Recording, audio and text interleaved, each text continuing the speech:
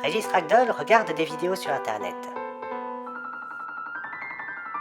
Il passe une bonne après-midi quand quelque chose de terrible se produit. Mais quoi exactement? Son écran s'est éteint. Impensable! Comment passer une bonne après-midi si l'écran reste noir, malgré de nombreuses et vaines tentatives pour le rallumer? Bientôt, la panique se transforme en rage. Mais cependant, l'écran est-il bon à jeter? Eh bien, je dis non, tout espoir n'est pas perdu. Il existe des solutions. Bricochemou va sauver la situation. Du haut de ses 15 ans d'expertise en « tu ne feras jamais rien de ta vie » isme. Eh oui, on te le dit depuis que t'es gamin, fais pas semblant d'être surpris, hein. Ah, tu peux toujours faire la gueule. Et une batte. Ah non, non, non, non, non, non, non. Bricochemou procède au démontage de l'écran et commence par séparer le socle avant de tenter de déclipser l'avant et l'arrière. Après de nombreux et infructueux essais, il se rend finalement compte qu'il y a des petits interstices très pratiques qui permettent de glisser un petit tournevis plat. Il aurait aimé s'en rendre compte avant.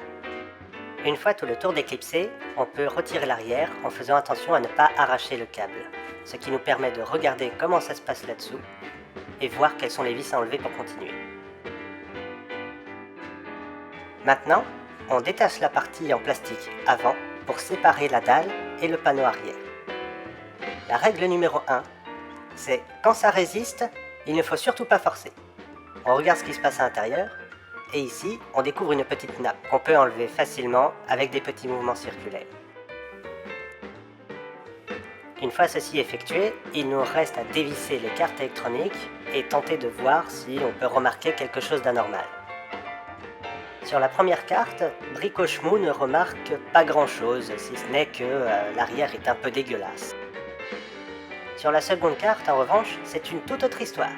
Bricochemou découvre la présence de condensateurs gonflés.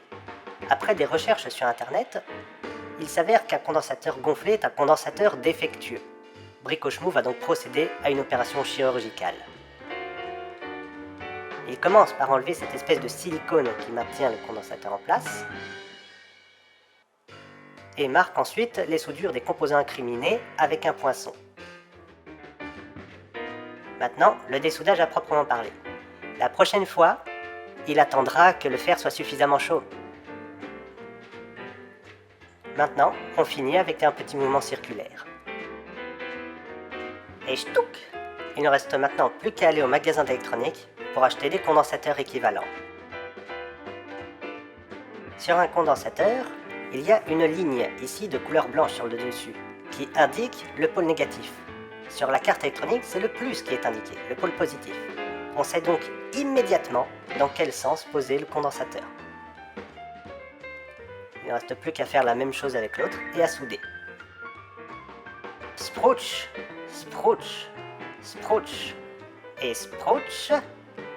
Knip, knip, knip et knip. C'est un peu du travail de sagouin, mais au moins ça tient. Il ne reste plus qu'à tout remonter et appuyer sur le bouton pour voir si cela a fonctionné. Voici venu l'instant de vérité. L'écran va-t-il se rallumer?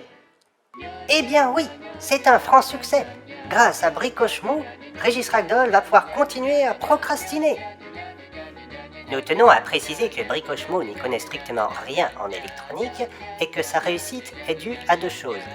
La première est qu'il a fait de nombreuses recherches et la seconde est qu'il a simplement osé mettre les mains dedans. Si Bricochemou a réussi, vous pouvez réussir.